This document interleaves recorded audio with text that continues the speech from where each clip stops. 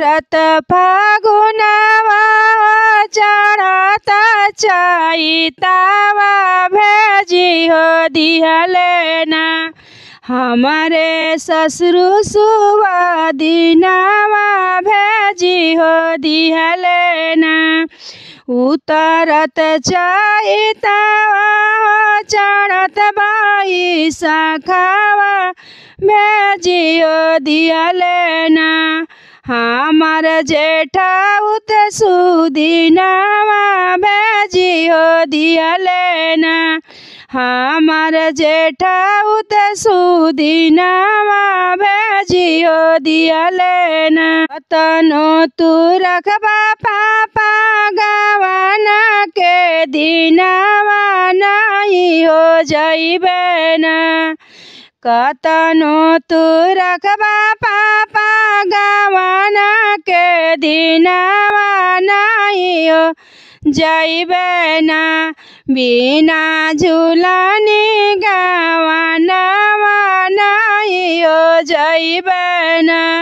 बिना झूलनी गवानवा नहीं हो जाइबे ना तरत फागुनवा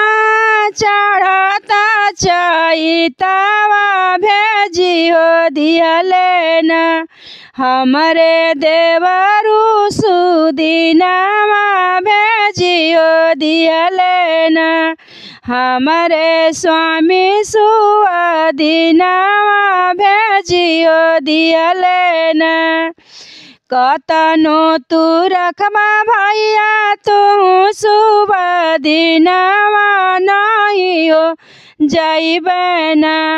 बिना झूलनी गवानवा नहीं हो जाइबे ना बिना झूलनी गवानवा नहीं हो जाइबे ना एतना बचन भौजी सुनाही ना पवाली बांधे हो लगली ना एतना बचन भौजी सुनाही ना पवाली बांधे हो लगली ना भौजी जहरा पुड़ियावा बांधे हो लगली ना भौजी जहर के पुड़ियावा बांधे हो लगली ना चढ़त चैतवा उतरत बैसाखवा हम चली जाइबो ना भौजी अपना गा ससुरवा चली हो जाइबे ना चढ़त चैतवा उतरत बैसाखा भौजी चली जाइबो ना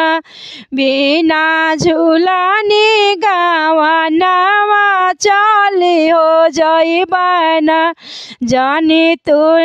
बना भौजी जहरा पुड़ियावा चली हो जाबे ना भौजी बिना झूलनी गवानवा चली हो जाइबे ना भौजी अपने ससुरवा चली हो जाबे ना भौजी अपने ससुरवा चली हो जाबे ना।